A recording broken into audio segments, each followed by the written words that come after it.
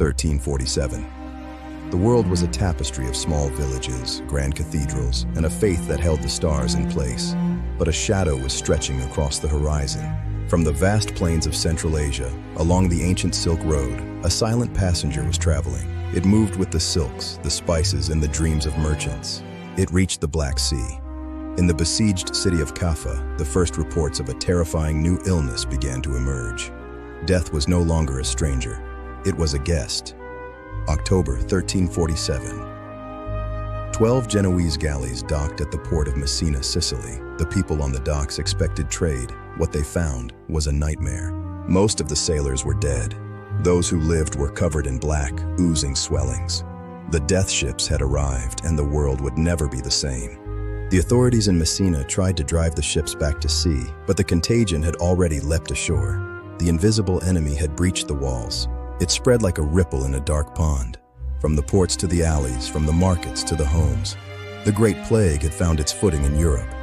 Italy was the first to burn. Florence, Venice, Pisa. Cities that were the jewels of the Renaissance were now being hollowed out by an unseen fire.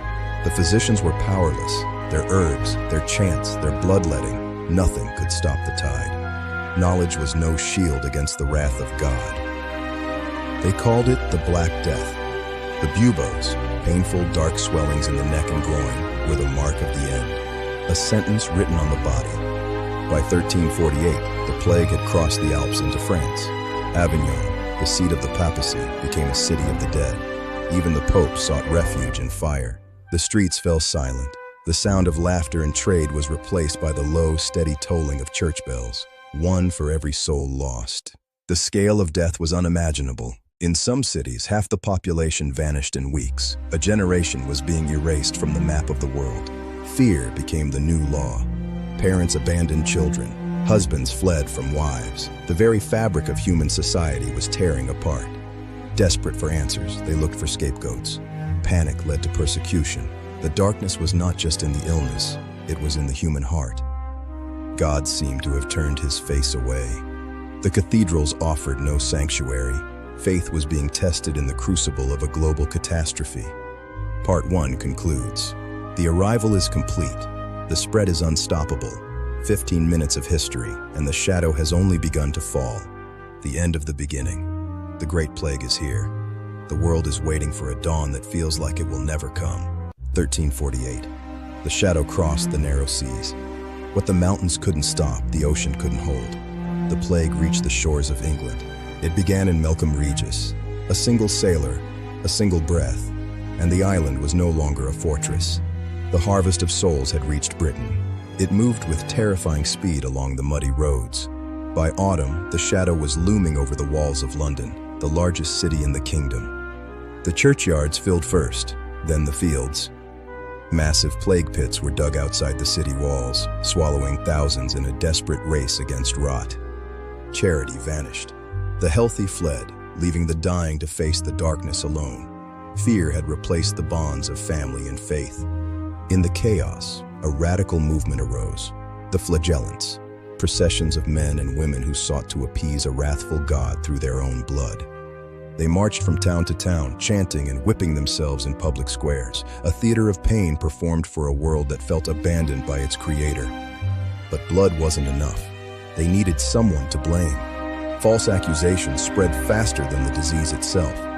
Minority communities became the target of panic. Across Europe, Jewish communities were rounded up and murdered. It was a secondary plague, one of hatred and baseless cruelty in the name of safety. The church was not spared. Priests died in such numbers that the sacraments could no longer be delivered. The spiritual bridge between man and God was collapsing. The land itself fell into ruin. Harvests rotted in the fields because there were no hands to gather them. Livestock wandered, dying of neglect and illness. The feudal system, the very foundation of medieval life, was shattering.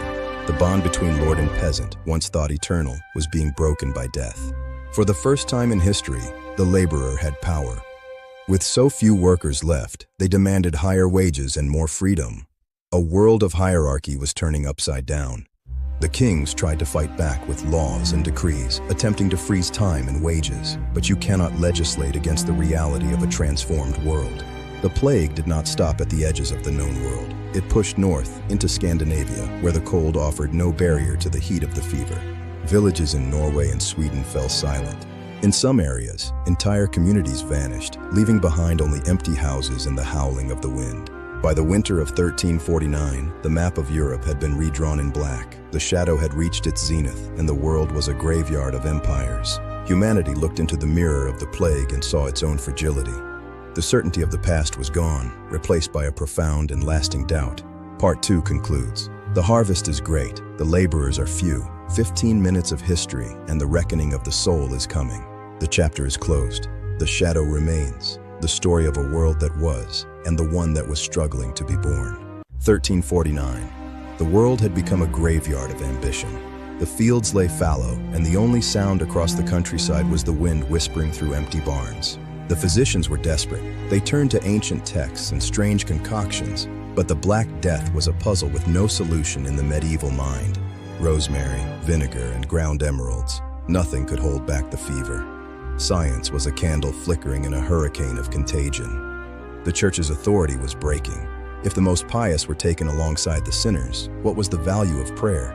A spiritual vacuum was opening. A new philosophy took hold. Memento mori. Remember, you must die. Death was no longer a future event. It was a constant grinning companion. Art became a dance with the macabre. Skeletons led kings and peasants alike toward the grave. The plague was the ultimate equalizer of men. Desperate cities began to build walls of isolation.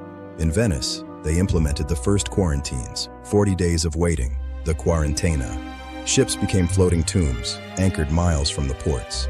The sea was filled with the silent evidence of a world that had stopped moving. Wealth was being reshaped. With so many dead, the survivors inherited fortunes overnight. A new class of commoners with the riches of lords began to emerge. But wealth meant nothing without workers. The remaining laborers realized their power. They demanded higher wages and the right to choose their own destiny. The feudal system was shattering. The ancient bond of land and loyalty was being broken by the sheer scale of the mortality. A new world was being born in the ruins. The rich fled to the hills, but the shadow followed. Isolation was a privilege, but it was no guarantee of safety in a world of invisible enemies. Boccaccio's Decameron gave voice to this flight, a generation seeking meaning and stories in the midst of a catastrophe. Literature became a shield. The mental burden was heavy. A persistent melancholy settled over the survivors, a grief that would define European culture for centuries. By 1350, the initial wave began to ebb. The shadow was retreating, not through victory, but because it had already consumed so much of the human tapestry. A tentative dawn began to break. The survivors looked out at a world that was quieter, emptier, and fundamentally different from the one they knew. The old halls of power were empty. The rituals of the past felt hollow. The plague had stripped the world down to its barest foundations. Humanity looked into the dark mirror of the past and saw a nightmare they had barely survived. Rebuilding would be the work of generations. Part 3 concludes. The zenith has passed. The survivors remain. 15 minutes of history, and the rebuilding of the human spirit has begun. The chapter is closed. The shadow remains. The story of a world that learned the true price of survival. 1351. The world was no longer the one the ancestors had built. The pillars of the old order were not just cracked, they were beginning to crumble from within. In the silent villages, a new pride was born. The humble peasant, once a mere fixture of the land, now held the keys to the kingdom's survival. They demanded more than just silver. They demanded freedom. The bond of the serf was breaking, replaced by the contract of the free man. The great castles fell silent. The nobility, stripped of their laborers, watched as their power evaporated into the cold air of a transformed Europe. A new class was rising from the ash. The merchant, the tradesman, the middle class. Money was moving from the land to the counting houses of the cities. Cities became the magnets of the new age. Behind the walls, a different kind of society was being forged. One built on skill and capital, not just bloodline. Language itself felt the shift. As the Latin-speaking elite perished, the common tongue of the people, English, began to ascend in the halls of justice. Knowledge was being democratized. Universities like Oxford saw a surge in new foundations, training a new generation to rebuild a broken world. But the shadow was never far away. It returned in waves, a recurring fever that reminded humanity of its own fragile and fleeting existence. 1361 saw the plague of the children, a targeted cruelty that stole the future of those who had never known the first horror. The cycle was relentless. The death ships were now a constant fear. Every sail on the horizon was a question of life or death, every cargo a potential poison. Cities fought back with the first sanitation laws. The realization that filth and fever were twins began to change the very way we lived together. Architecture became more somber, more focused. The grand excesses of the past were replaced by a stark, dignified simplicity that reflected the age. The old social contract was a broken seal. The peasants' revolt was no longer a possibility. It was an inevitability, written in the memory of the plague.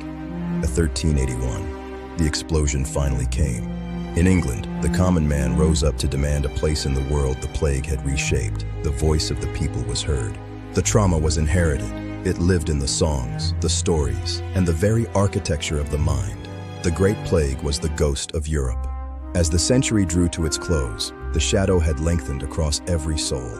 It was the atmosphere of an entire era, a world defined by its survival. They looked into the mirror of history and saw their own fragility. The certainty of the past was gone, replaced by a profound and lasting doubt. Part 4 concludes. The transformation is permanent. The survivors remain. 15 minutes of history, and the final reflection is near. The chapter is closed. The light is faint, but it is there. The story of humanity's greatest trial is nearing its final word. As the 14th century drew to its weary close, the world that emerged from the shadow was not the one that had entered it. The landscape of humanity had been forever altered. The trauma was written in stone and ink. The Great Plague became a foundation of the collective memory, a ghost that would haunt Europe for generations. In the ruins of the old hierarchy, a new focus on the individual began to rise. Humanism found its first seeds in the survivors' profound grief. Art found a new voice. The beauty of the coming Renaissance was born from the stark reality of the plague. Life was more precious because it was so fleeting. Cities like Florence and London rose from their own ashes.